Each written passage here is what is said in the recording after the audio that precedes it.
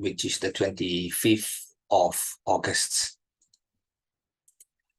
Right, I'm going to for today's report, I'm going to kick off first with the BRICS Summit updates.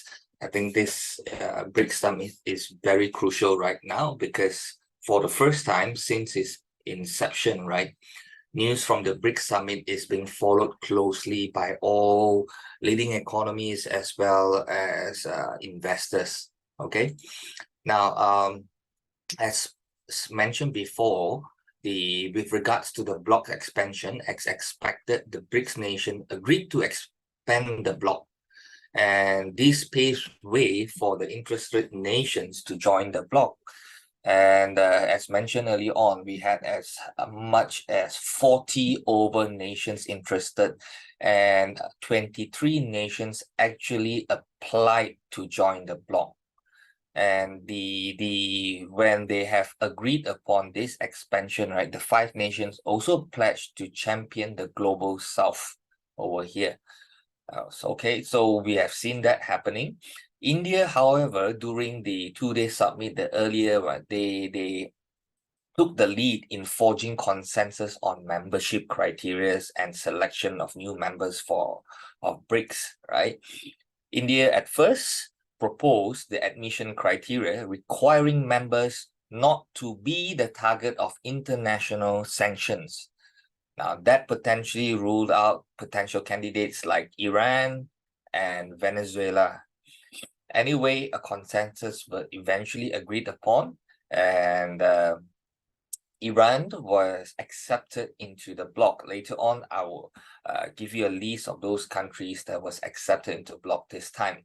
Now, it is very normal for a bloc to choose its members because they apart from championing the global south, right, they need to ensure that the right partners are into this bloc, because as more and more members come in, it actually reduces the influence of the 5 nations, especially the weaker ones. So they would be very, very careful in ensuring the right people joining. And I've also mentioned earlier, in India, it's very careful in choosing, because the membership criteria just to enter this bloc would need every single nation to agree, right? So they have to be very careful. And India, for one, like I mentioned earlier on, it's very careful, in considering new members, as to ensure that these new members won't tilt the power towards China. Okay, they need to have a balance right there, right? So during the meet, we also witnessed China and Russia firing salvos towards nations deemed hostile to them, whereas Brazil and India, in contrast, are seen as closer ties with the West. Okay, so we saw that. Now, here are the notable statements by the BRICS leaders during the 3-day summit. The first one is China Commerce Minister Wang Wentao delivered a speech at the Business Forum on behalf of President Xi and said, some countries obsessed with maintaining its hegemony has come out of its way to cripple the emerging markets and developing countries. Now, this statement over here is seen as a veiled attack against the US, no others, not even the Europe, nothing. It's just purely against US, okay? And when it came to Russia's turn, right, it was not a surprise that Russian President Putin, taking multiple shots, at the West, he labeled sanctions heaped upon Russia as illegitimate sanctions and threatened to cut off Ukraine's grain export permanently. And by doing that, actually, he is controlling the port of Odessa at the south of Ukraine. In the past, I've shown you the map there, how the Russia actually controlled that area already. So this is 2. But when it came to Brazil's turn, he was mentioning, a different thing, whereby you could see whatever he has said before, it's more towards pro the West. It's not is not attacking the West, put it that way. He said the BRICS group of emerging countries is not meant to challenge the other international coalitions such as the G7 or the United States, but to organize the so-called global South. You see, it's more towards being, to placate, to ensure that, we are just forming a group, we are not here to cause any chaos. Okay. But when it was India, it's more towards the actions, like getting the right members to join, being able to veto the situation of new members and stuff like that, So that is one. But when the other statements that the India leader Modi came up with, the Prime Minister took the opportunity to highlight India's growth trajectory, stating India will soon become a 5 trillion US dollars economy.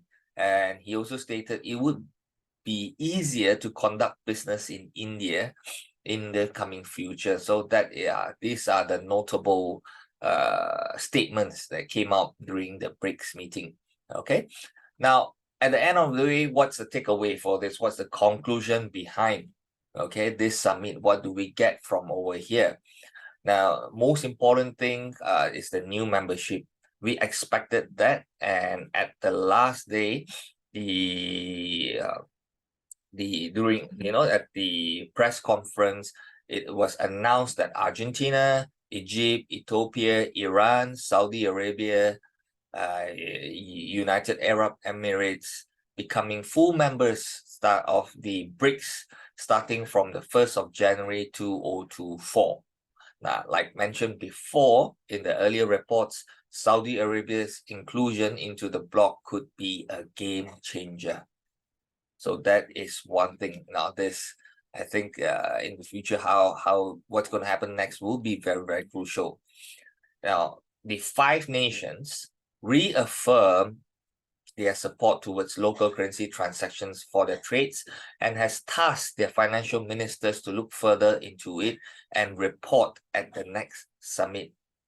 So it would definitely be very interesting to see if Saudi Arabia would finally trade oil in currencies other than US dollars, when they become full members on the 1st of January next year. Very, very interesting. So, but one thing that I picked up from there is that at the summit also we saw the 5 nations did display diverse views on relationships with the West. Okay, so as such, the bloc is not seen as critical rival to the West in the short term, or critical rival to even the US in the short term. Okay, because for it to be a rival, a strong rival, you need to see a very, very strong cohesive group. But we are not seeing that this way, or at the very least, the leaders are not displaying it. Okay, we only see that China and Russia as very much against the West and the US in particular, but the South Africa, India,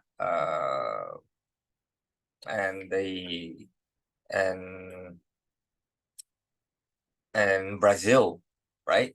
They were more towards being neutral, and if you want to put it that way, you can see also pro, but they are more friendly towards the West and the US. So we shall see. So for now, I don't see it as a critical rival as yet.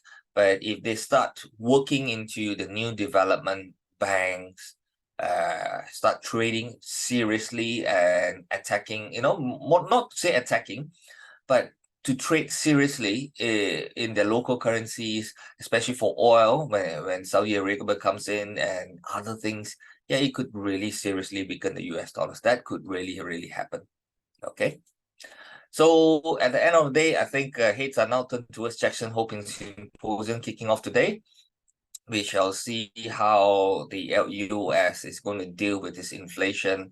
And I think that's one way to see, because at the end of the day, the strength of the US dollars is seen as a critical component maintaining US strength in its economy. Okay, so with that, that's the end of today's fundamental report.